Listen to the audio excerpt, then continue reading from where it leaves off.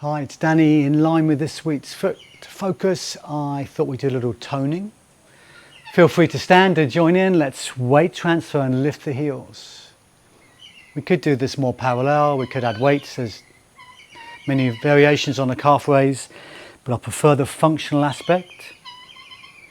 There's more efforts going into the front leg, but let your posture come up.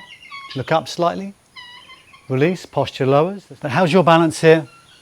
Weight shift, heels come up, posture up, vision slightly up, perhaps inhale, exhale to release. So ankle toning, down to your calf muscles, lower leg strength. Maybe one more on this side.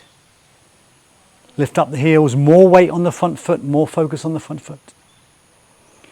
Change legs again, just rock back and do a little shin raise.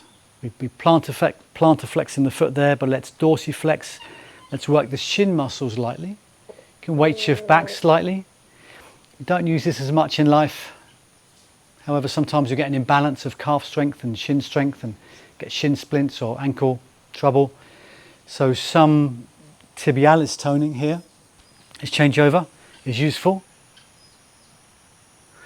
If you're climbing ladders or trees, you're going to be in this position more.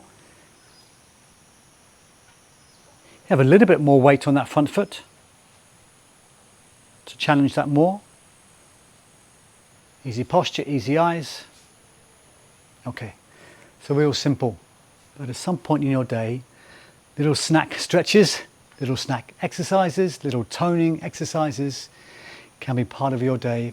Get you up, get some blood flow through your body, get your nervous system aligned from brain through spine, right down in this case to the ground, to your feet and ankles and lower leg muscles. Thanks for watching today's class.